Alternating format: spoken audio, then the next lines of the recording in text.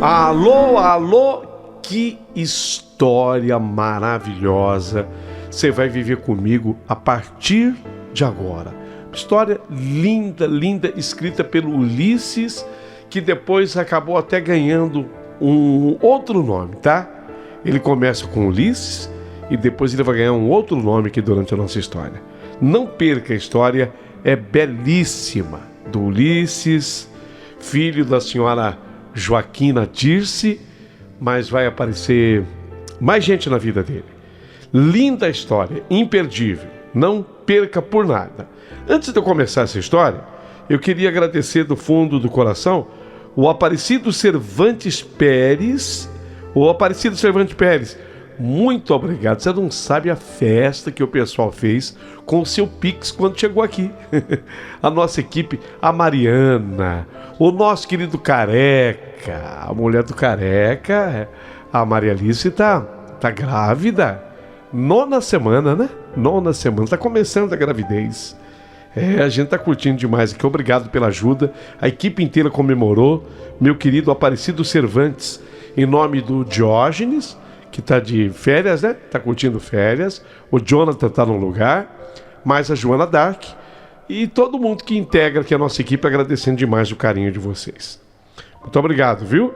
Quero também agradecer a Rose Anunciata Ferreira, que também fez a tua contribuição, mandou um Pix maravilhoso aqui pro canal. Muito obrigado. Assim como o Aparecido Cervantes, né, que eu já agradeci. Muito agradecido mesmo, muito obrigado por tudo. Agradeço a força, o amor e essa simpatia. E só tenho que dizer muito obrigado a você que já observou que a nossa chave Pix fica bem ao lado do título da história. É aquele telefone de São Paulo, 0 operadora 11 951 336677. 951 336677. Que além de ser chave Pix, esse telefone também é WhatsApp, e por onde você pode mandar sua mensagem e o seu alô, que a gente atende com muito carinho. Agora, se tem uma coisa que é fundamental nesse canal, é ter você como nosso assinante, é você como membro. Você não imagina o quanto que isso faz feliz a todos nós aqui do canal. E eu quero agradecer demais as pessoas que tomam essa decisão. Muito obrigado. Só que antes de eu agradecer, eu quero falar da importância de você se tornar membro. Seja membro aqui do canal. Olha, nós temos perto de 50 mil assinantes aqui do canal. São pessoas que são nossas seguidoras. Uma pequena parte, ainda muito pequena, desses seguidores todos, é que se tornou membro do canal. Eu sei que tem muita gente que não pode, às vezes, e compreendo isso. Às vezes a pessoa está apertada, não consegue, embora o preço seja simbólico, gente. Custa só R$ 6,99 por mês ser membro do canal. Então, se a pessoa quiser ser assinante, uma membro, e fazer parte, por exemplo, do canal como premium, ela custa R$ 6,99. VIP é um pouquinho mais e diamante é um pouquinho mais. E nós temos tanto VIP como prêmio como diamante. Nós temos todos aqui.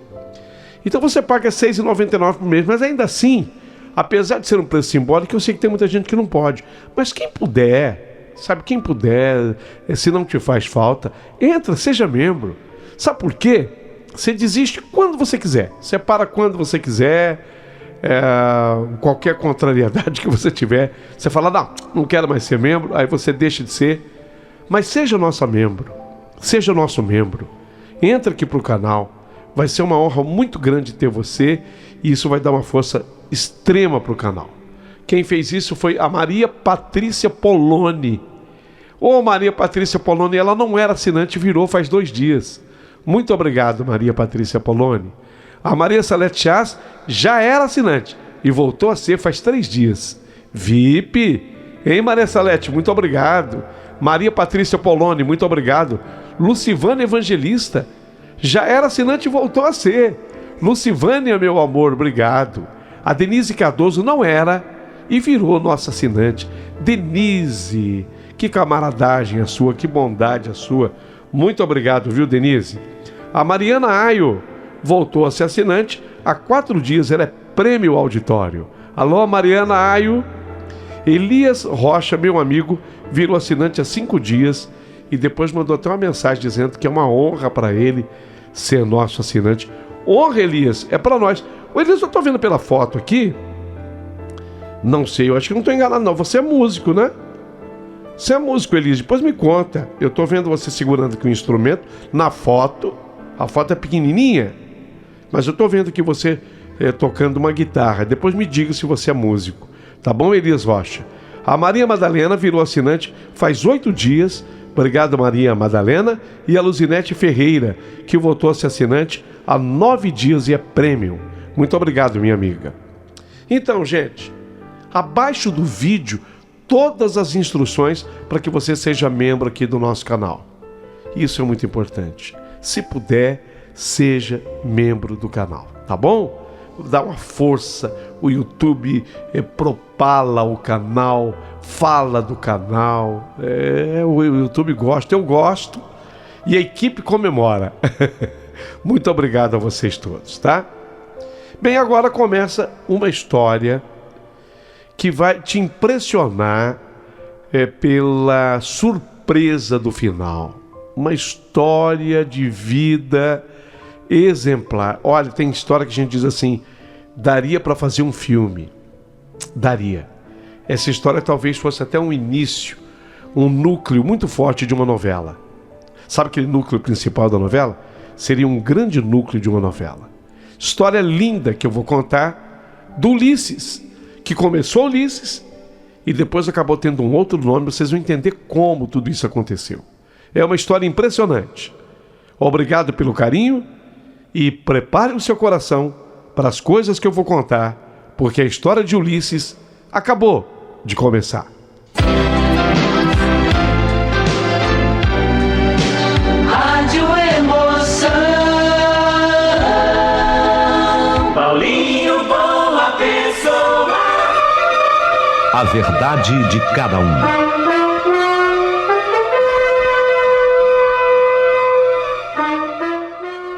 Querido amigo Paulinho Boa Pessoa, meu nome é Ulisses e eu quero te contar a minha história real. E tudo começa exatamente ali quando eu morava naquela pequena e gostosa cidade do interior de Santa Catarina. Um lugar onde o tempo parecia passar mais devagar. Eu tenho nitidamente essa impressão porque é o seguinte... Um dia lá, parece que tinha mais que 24 horas. Pelo menos essas de hoje. O dia era mais lento. A semana, então, nossa, eu me lembro. Quando eu ia para a escola, o tempo que demorava para passar uma semana. Um mês, nossa. Quando a minha mãe falava assim, falta um mês para o teu aniversário. Parecia que faltava ainda um ano. Me lembro do verde das matas, ali do campo, aquele ar puro. A vida era simples, mas cheia de pequenos encantos e desafios diários, naquela cidade tranquila, sossegada. Ali eu vivia com a minha mãe, a dona Joaquina, e aí foi chegando gente nova no pedaço. Meu padrasto, seu João. O João, meu padrasto. O meu irmão, o Rui, que tinha apenas 4 anos na época desses fatos que eu começo a narrar. Eu tinha 10 anos e a minha maior alegria era jogar bola com os amigos nas tardes ensolaradas e nadar naquelas águas fresquinhas de um rio que cortava a cidade.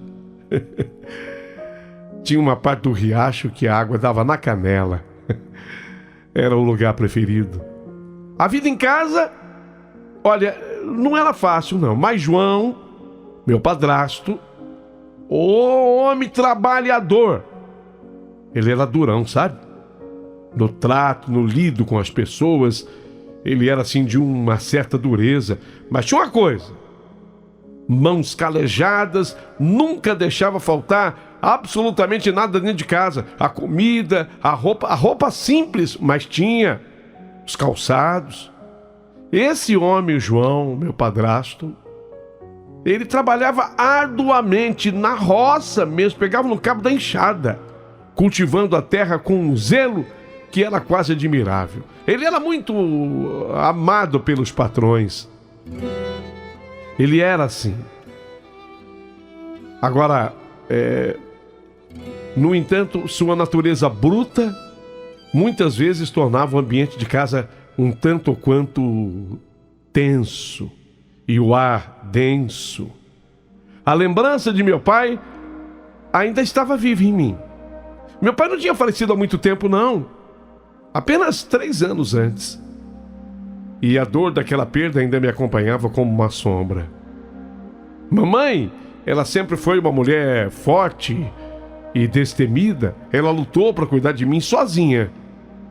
Foi quando ela decidiu casar com o João. Estava viúva, ainda jovem. O João apareceu e ela resolveu casar com o João. Eu não sabia bem o que esperar dele, veja, eu era pequenininho. Mas a minha mãe fez isso, diz ela, que pensando em mim. O João queria muito ser pai, sabe? E frequentemente falava sobre como sonhava ter um menino para ensinar do jeito dele. Eu estava ali. Só que eu estava ali com 10 anos, né? E ele queria um menino para ensinar do jeito dele. Ensinar a pescar, a trabalhar na roça. Foi aí que nasceu o Rui, esse meu irmão. O João se transformou num homem completamente diferente com o nascimento do Rui. O pequeno Rui era tratado como um verdadeiro príncipe. O João dizia para a mamãe que ele amava o Rui mais do que tudo. Esse aqui eu vou criar do meu jeito, você vai ver. Como é que vai ser trabalhador? Esse aqui vai ser do meu jeito. E pressionava a mamãe para cuidar bem do Rui. Às vezes, exigindo que ela cuidasse melhor dele do que de mim. E você sabe que mãe é mãe, né? Mãe trata todo mundo igual. Ameaças veladas permeavam suas palavras. Se algo ruim acontecesse com aquele Rui, pelo amor de Deus, hein? Isso aqui é meu bibelô. Você sabe o que é bibelô? Às vezes a gente tá falando numa linguagem e de repente tem muita gente no Brasil, o Brasil é muito grande. Bibelô é algo em louça que a mulher tem em casa. Pelo menos assim, lá na minha casa era, em Santa Catarina. O bibelô era uma pequena peça assim em louça que era cuidado com todo carinho, sabe? O bibelô era uma lembrança de alguém, algo do gênero. E ele se referia ao Rui, o filho dele, com a mamãe. Pelo amor de Deus, não deixa nada acontecer com o meu bibelô. Esse menino é meu bibelô. A vida na roça tinha suas alegrias simples. Tínhamos uma horta cheia de verdura fresquinha. Aquelas alfaces, a cebolinha que eu gostava de plantar, que nascia logo. Vocês vão observando que eu sou meio apressado, né? Eu gostava de ver o que eu plantava crescer e nascer. Árvores frutíferas que davam as frutas mais saborosas em várias épocas do ano. Era uma vida de trabalho duro, mas também de alegria, de proximidade com a terra, com as raízes. Foi numa manhã dessas de sol, a mamãe decidiu que era hora de pegar água no poço, que ficava no fundo do nosso terreiro ou do nosso quintal, a depender da região do Brasil. A mamãe precisava daquela água que era pro almoço, era um balde assim, grande. Eu vou dizer uma coisa, naquele balde cabia pelo menos uns 15, 20 litros de água. Eu tava jogando bola de gude com o Rui. A gente gostava de jogar bola de gude. Eu tava jogando com ele. De repente, escutamos o barulho da mamãe lá na cisterna, assim chamávamos o poço, e corremos para lá. O sol brilhava intensamente e refletia as águas calmas do fundo do poço, que eu gostava de espiar. Criava aquele espetáculo hipnotizante. Enquanto a mamãe enchia aqueles baldes com água fresca, Rui, pequenininho, corria ao nosso redor, cheio de energia e curiosidade infantil. O bibelô do João. Nessa hora, a filha da vizinha, chamou a mamãe lá no portão, gritando o nome da mamãe. Ô, Dona Dirce! Dona Dirce! A voz da filha da vizinha. Ô, Dona Dirce! A minha mãe... E ela deu lá um recado. A minha mãe tá pedindo eu não sei o quê, que a mãe dela tava pedindo pra minha. A minha mãe foi ver o que a garota queria. A Dona Dirce, minha mãe. O Rui estava tão animado que ele começou a subir na borda do poço, dizendo que ele queria ajudar a pegar o balde vazio para a mamãe. Quando eu vi que ele estava correndo um risco, subindo naquela armação de madeira do poço da cisterna, quando eu vi que aquilo era perigoso, eu corri assim para o lado dele, mas antes que eu pudesse alcançá-lo, imaginem o que aconteceu. O Rui, ele se escorregou. Eu ainda toquei no bracinho dele. Eu ainda corri, consegui tocar no bracinho dele, mas ele caiu lá dentro do poço. Ele caiu dentro daquela cisterna. Profunda cisterna. Meu Deus do céu, o desespero tomou conta de mim na hora. Eu comecei a gritar: mãe! Mãe! Mãe! Eu gritava com todas as forças dos meus pulmões, ainda pequenos, para quem tem 10 anos de idade. Mãe! O Rui, mãe! Quando eu falei o Rui, mãe, ela virou-se rapidamente e veio correndo, feito um raio onde nós estávamos, deixando a menina, filha da vizinha, lá. Eu não sei se ela já tinha levado o que a menina pediu, sabe? Pra mãe. Eu sei que ela veio correndo, mas já era tarde demais. Quando ela chegou, o Rui já tinha afundado nas águas daquele poço. A mamãe, no seu desespero, coitada, ela caiu de joelhos. Vocês imaginem o desespero de uma mãe. Ela caiu de joelhos na terra daquele terreiro, terra dura daquele terreiro. A mamãe até raspou os joelhos, ela caiu de joelhos e ela gritou também com todas as forças que lhe eram permitidas. Soltou um grito ensurdecedor que ecoou por toda a vizinhança: pelo amor de Deus, meu filho! E ela gritou com tanta força que a vizinhança inteira escutou. O som foi tão intenso que parecia rasgar o silêncio da manhã pacífica da roça. A mocinha, a menina, devia ter aquela mocinha uns 11, 12 anos, que veio chamar minha mãe. A filha da vizinha correu desesperadamente em direção à casa dela, enquanto lágrimas escorriam pelo rosto da minha mãe. Com certeza a menina foi chamar ajuda, socorro. Naquele momento aterrorizante, a mamãe pensou em tanta coisa, mas lógico, pensava em como estava o Rui.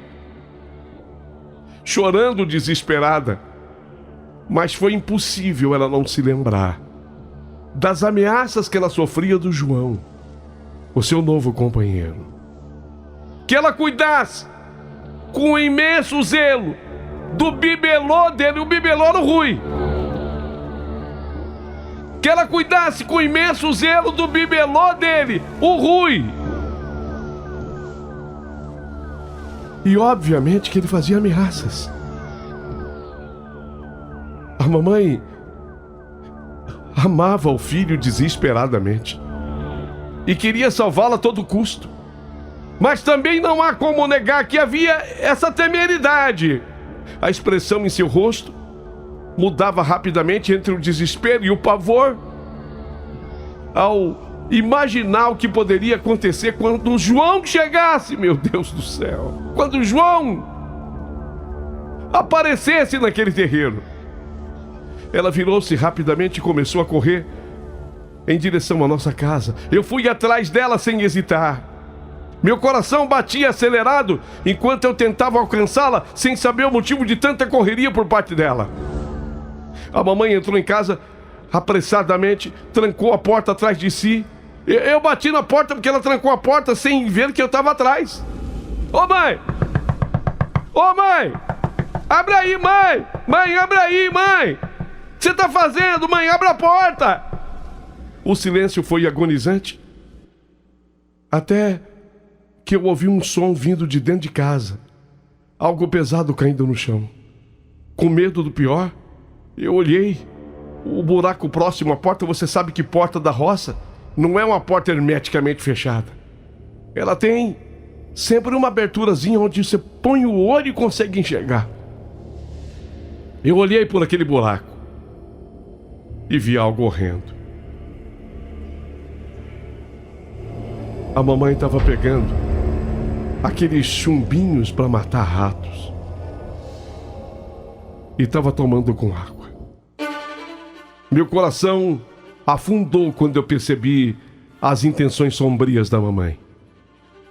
Ela estava prestes a tirar a sua própria vida antes que o João chegasse, com medo do que fosse lhe acontecer. Não faz isso, mãe! Eu gritei, eu vi! Não faz isso, mãe! Eu gritei entre lágrimas, apesar de tão pequenininho, eu entendi o que era. Enquanto eu via as expressões da mamãe se contorcerem entre dor e desespero. Ela saiu para fora, uma sombra fugidia correndo em direção ao poço ainda, onde seu filho querido estava desaparecido.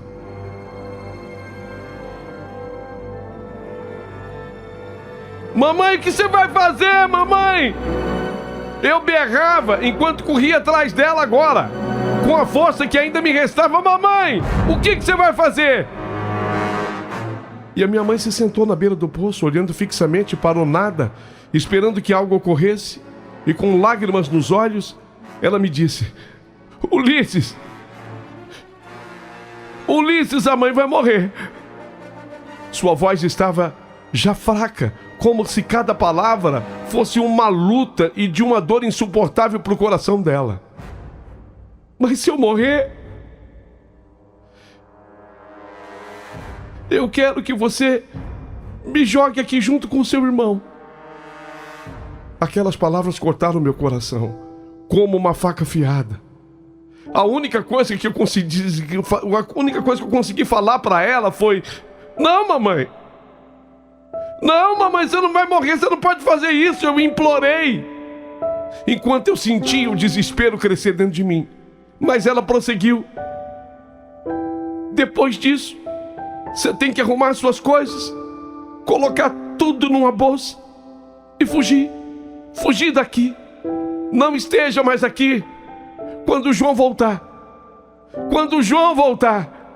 As lágrimas escorriam pelo rosto dela como rios sem fim, enquanto ela olhava fixamente para o fundo do poço. Minutos que pareciam horas, enquanto eu assistia naquela angústia minha mãe lutar contra os sintomas do veneno que ela já havia tomado. E aí algo terrível aconteceu. Ela começou a espumar pela boca. Seus olhos se reviraram, enquanto ela se estrebuchava. Eu gritei: não, mamãe! Não, mamãe!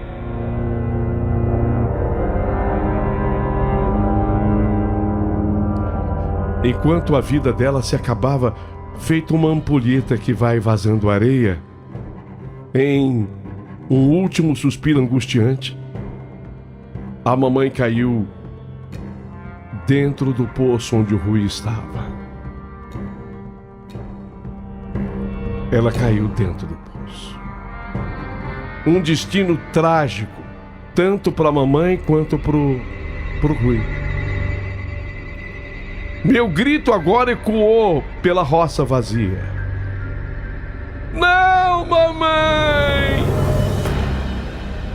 E só depois desse tempo,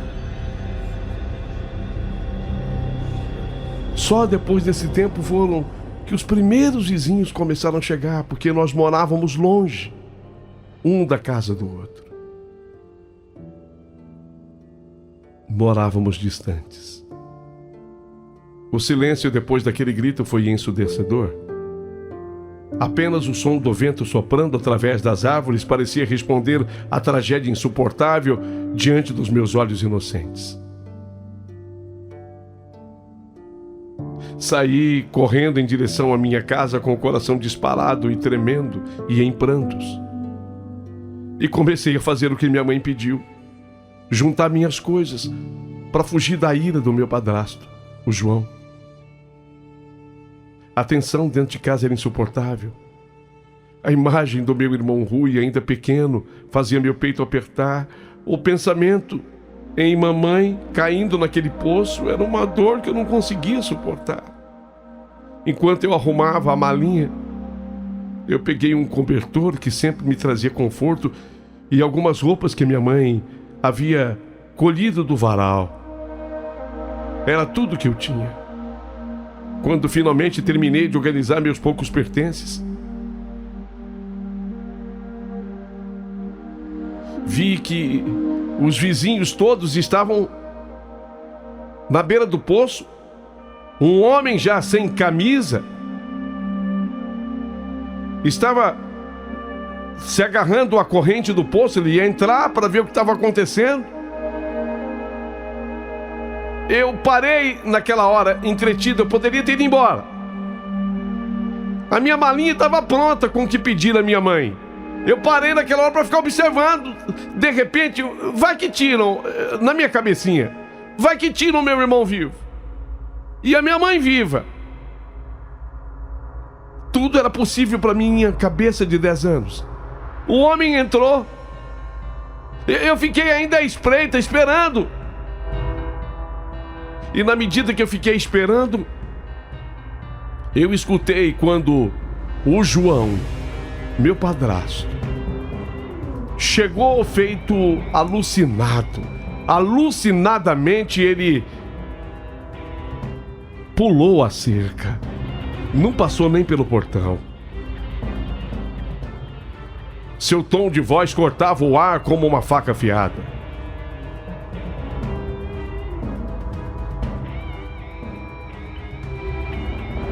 Diz, onde é que você tá? O desespero em sua voz me fez tremer ainda mais. Ele correu em direção ao poço com aqueles homens todos ali. Obviamente que ele já tinha informações. Aquilo era um lugar gostoso, no entanto pequeno. As notícias corriam rapidamente.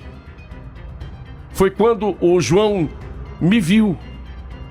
Ele me viu, inclusive, segurando a malinha que eu tinha preparado, e seus olhos estavam cheios de raiva e de confusão quando me viu. Ele me pegou assim com raiva pelo braço, me balançou com força. O que aconteceu aqui? Vai, moleque, me fala o que aconteceu aqui. Sua mãe! Cadê sua mãe, meu filho? Cadê o Rui? Responda! O medo tomou conta de mim. Em um impulso desesperado, eu só dei uma resposta que era óbvia demais. No poço, João. No poço. Assim que ele me soltou e voltou na direção do poço, onde as pessoas tentavam algum socorro, meu coração batia forte enquanto eu corri em direção ao portão. Ainda olhei para trás, na esperança de ver a minha mãe viva, na esperança de ver meu irmão vivo. Só tinha uma estrada na minha frente. Lembrei das palavras da minha mãe. E com medo do pior, eu segui por aquela estrada. Eu chorava. Eu tinha 10 anos. Eu corria e chorava. Eu corria e chorava. Algumas pessoas ainda cruzaram comigo, mas todas em direção à minha casa.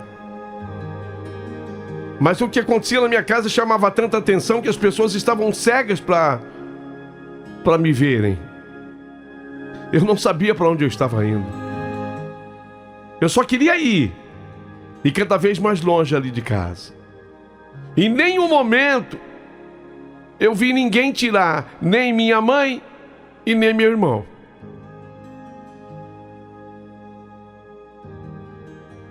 Depois parece que eu escutava, de ter feito a curva e estar longe, alguém gritando.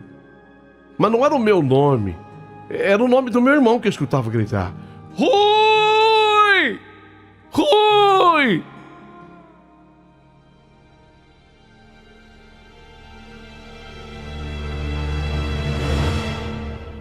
Aquilo me fez acelerar ainda mais. Não gritaram meu nome.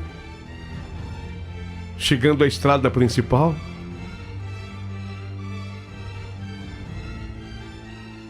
eu acabei me sentando debaixo de uma árvore que ficava assim já no meio do mato. Ali eu descansei um pouco. Fiquei num canto em que ninguém pôde me ver.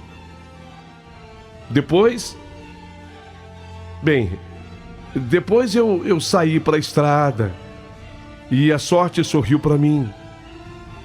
Quando eu acenei com a mão, o motorista de um caminhãozinho, esses caminhões 3/4, ele parou. Ué, moleque, tá perdido aqui? Não, senhor. Eu não tô perdido, não. Eu vou aqui pra cidade. Eu sabia o nome da cidade que ficava à frente. Só não quero citá-la. Eu sabia o nome da cidade que ficava à frente. Eu não tô perdido, não. Eu vou pra cidade. Eu falei: entra aqui, eu te levo. Quem tá te esperando lá? Minha mãe. E o pai? Meu pai morreu. Eu falei pro motorista. Entendi. Dali pra frente, o homem apenas conversava amenidades comigo, fazia uma pergunta ou outra. Chegamos no lugar. Só pode parar aqui, mas não tem ninguém aqui. Ela vai aparecer.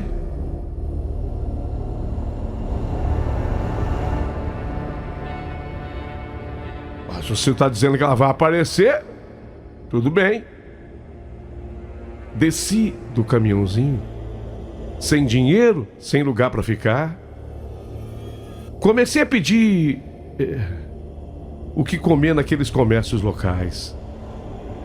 A cada não que eu recebia, eu sentia meu estômago roncar com mais força. Rodei por aquela cidade. As noites eram frias e solitárias. Eu dormi no banco da praça, olhando as estrelas, enquanto eu pensava em tudo que havia ficado para trás. O medo do futuro era constante. Tudo isso acontecia comigo sem eu nem pensar que alguém pudesse me abordar, embora isso não tivesse acontecido. De repente, a esperança de um novo começo brilhava ainda feito uma luzinha distante no horizonte. Após alguns dias nessa rotina, porque eu perambulei por aquela cidade uns dias. Às vezes as pessoas me perguntam exatamente quantos dias. Você sabe que eu não tenho exatamente a noção, não.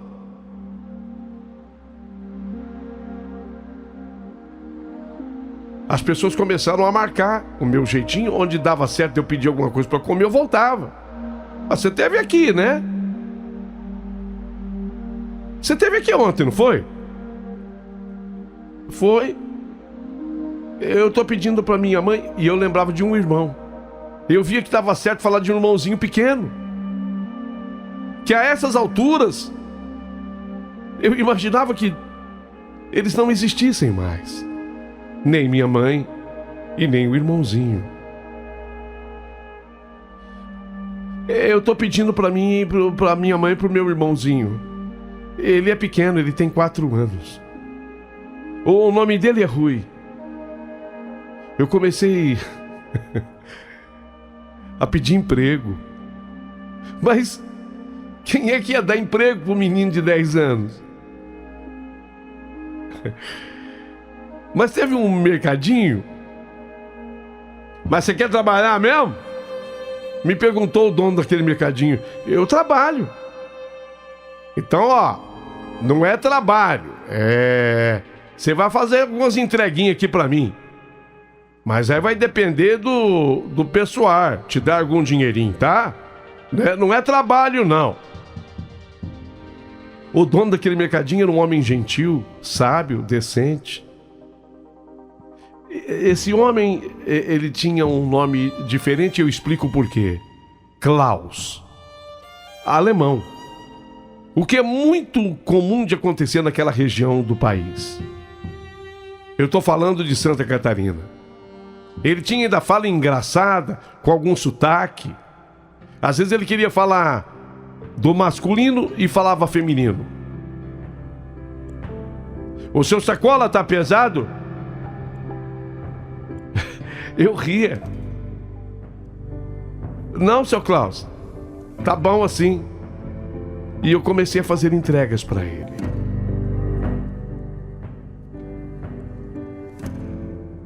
Ali naquele mercadinho tinha um pão fresquinho, misturado com especiarias.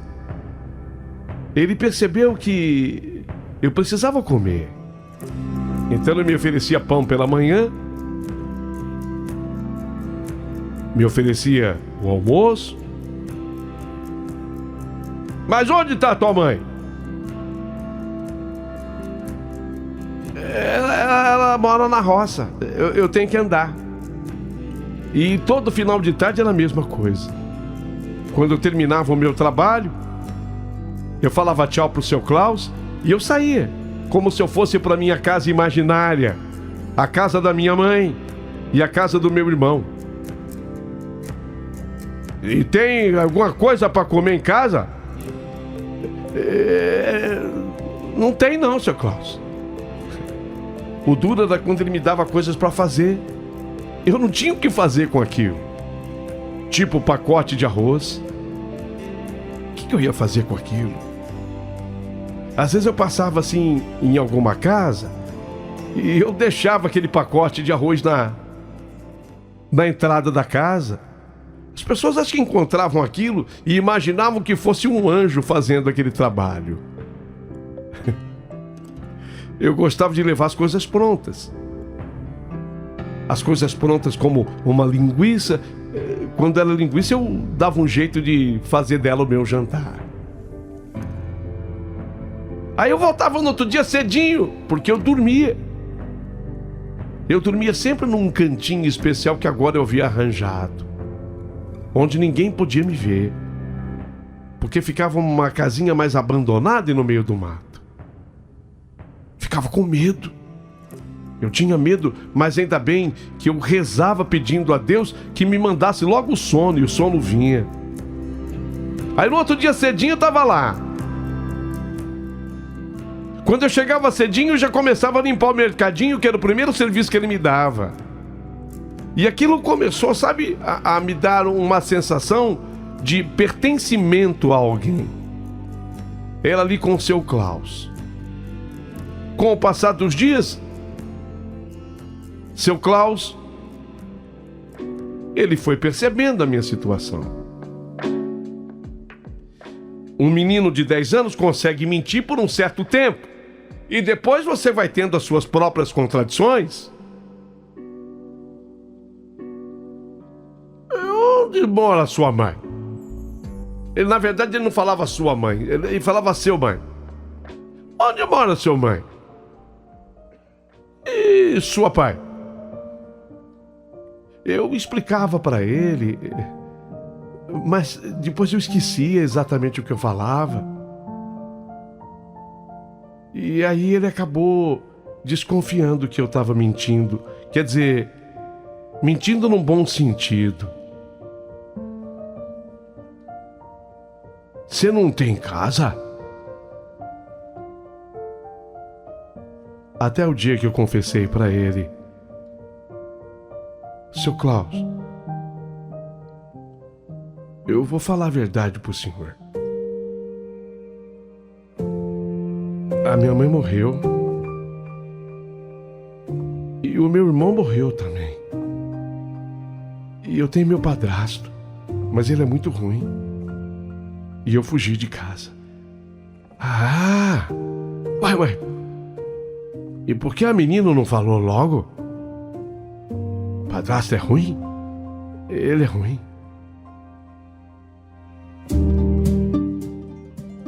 Então fica aqui. Não vai mais pra casa. Ele ainda imaginou que quando eu saísse eu ficava em alguma casa. E foi quando ele me apresentou a Dona Maria. Era a mulher do seu Klaus. Uma verdadeira bênção na minha vida. Seu Klaus e a Dona Maria não tinham filhos. Um casal de alemães.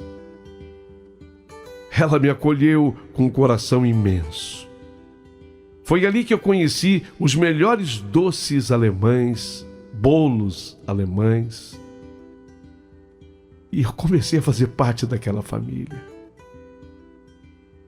Às vezes, ela e ele me falavam sobre me levar na polícia. E eu chorava para eles, pedia pelo amor de Deus que não, que meu padrasto ia me pegar. E ele era um homem muito ruim, e era perigoso ele me matar. E eles me acolheram. Ao chegar na casa pela primeira vez, eu me lembro que fui recebido por Dona Maria com um sorriso tão caloroso e braços abertos. Ela me mostrou um quartinho aconchegante, que era o meu quarto a partir daquele momento. Era como se uma nuvem pesada tivesse sido dissipada da minha vida. Senhor Klaus e a Dona Maria. Já pessoas de uma certa idade, mas sem filhos. Ali eu fui acolhido, sabe? E o tempo que eu disse que demorava a passar, foi passando, apesar da sua vagareza. Dias, semanas, meses. Eu ia trabalhar no mercadinho, ajudava o seu Klaus, limpava tudo, entregava tudo. Era obediente, eu lembrava da minha mãe, lembrava do meu irmão.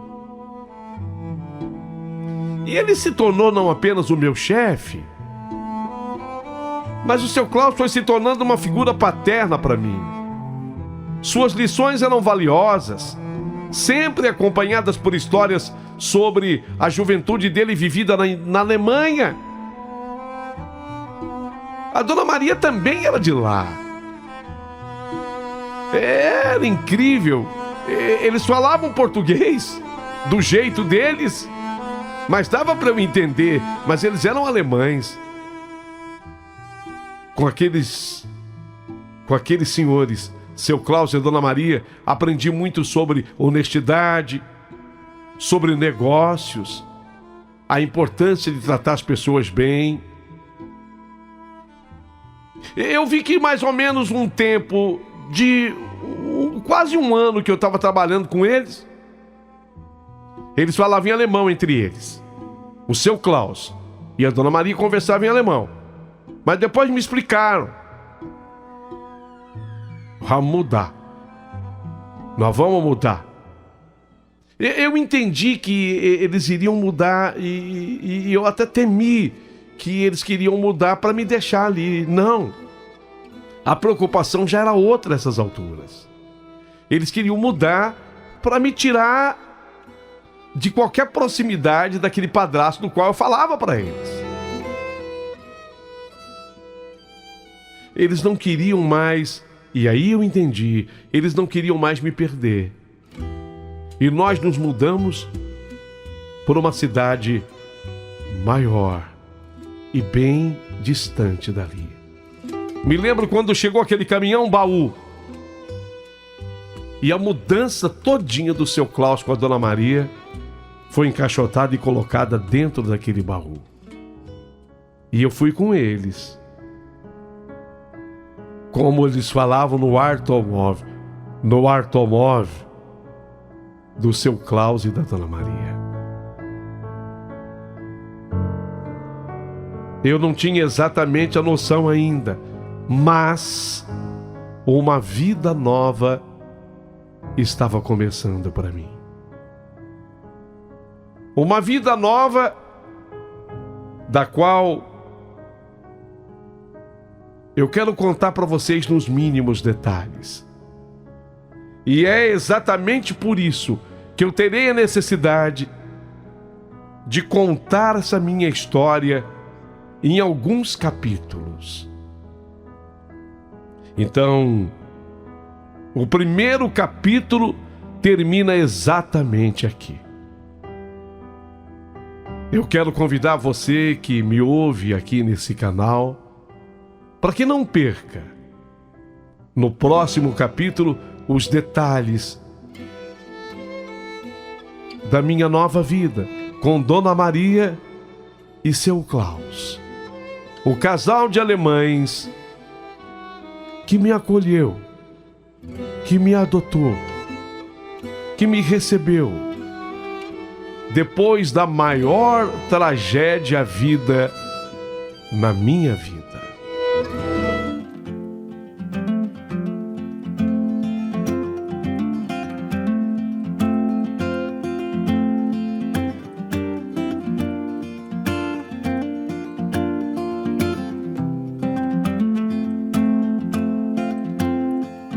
Strong baritone echoes through the church. You thought this would help you, but it just made things worse. Hot dog and a Pepsi, $4 in change. You chew through it so swiftly you don't taste a thing. And what is warm can be again. You're just like a fire blown out by the wind. And what is warm can be again. You're a whole book of matches, only one has been spent. So baby, wipe the still sad look off your face before your dreams start boarding that train. I know your pride has a miserable taste, but you best get to swallowing. We talk about justice, we talk about pain, and then we buy greeting cards, and we don't know what to say. Time is a soldier, it just marches on. We've got to look toward the future, because the past is all gone. And what is warm can be again. You're just like a fire blown out by the wind. And what is warm can be again. You're a whole book of matches, only one has been spent. So baby, wipe the still sad look off your face before your dreams start boarding that train. I know your pride has a miserable taste, but you best get to swallowing.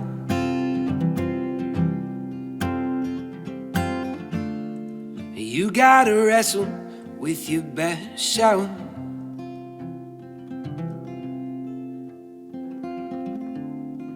Not just to manifest in someone else.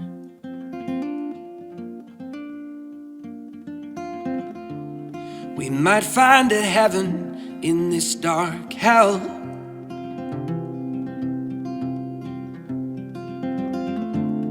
We might find a heaven in this dark hell. Yeah. And what is warm can be again. You're just like a fire blown out by the wind.